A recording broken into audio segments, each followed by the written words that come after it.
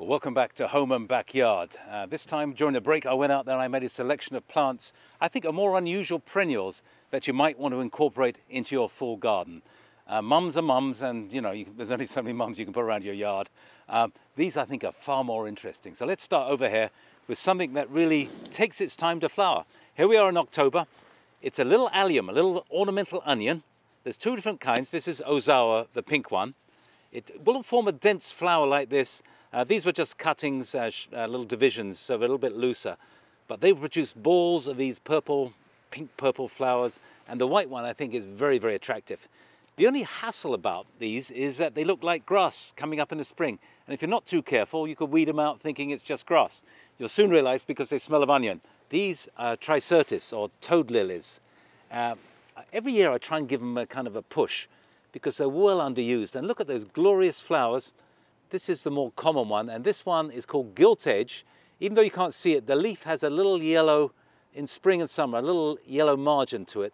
But what an interesting flower. It's got a little bit of ruby red, a little deep crimson in there. And this one, it's got all kinds of spots going on. So there you are. Toad lilies can be very useful in the shade. Deer can nibble them, so just watch it. If they nibble it early in spring, it isn't a problem. All right, something big behind it. Now this is a fun plant. It's a perennial, but really, sometimes it acts like a shrub. My neighbor has a bunch of them, and it looks like a shrub of Shasta daisies. It is, in fact, a Montauk daisy. This is a sedum, Ciboleae. It's just a wonderful late flowering variety. And the leaves will go an interesting color, as well as the flowers. This is a sunflower, Helianthus, and it's a dwarf, a shorter variety, just starting to flower now. There's lots of flowers to come. What is spectacular about this is the bright yellow petals with a dark black center. It really does stand out, and it's not 5-6 feet tall. It's about 2 feet at maximum. Helianthus needs a little bit of protection. Don't put it somewhere that's really exposed, it's too cold. I know a couple of people lost them, but most people have been quite successful.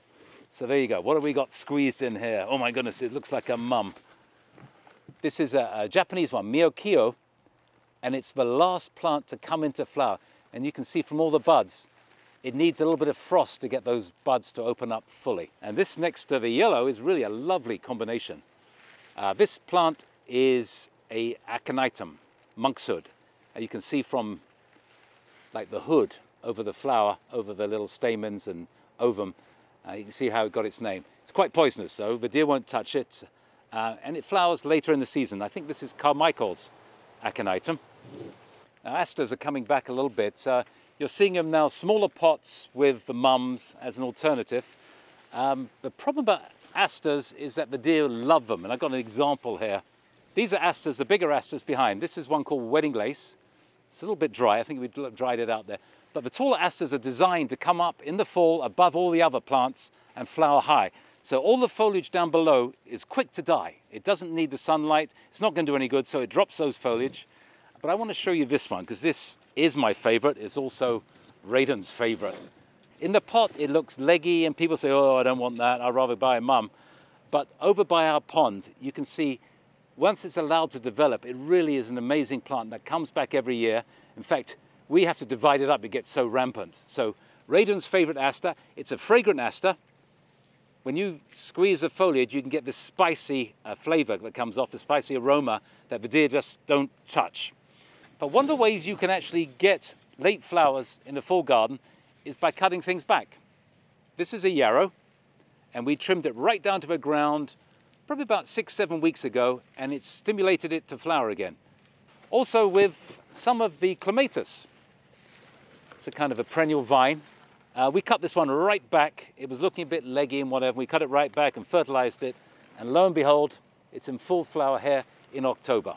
So there you go, some alternatives to the so-called hardy mums, plants that really are hardy, that will bring some different textures and feel to your late fall garden.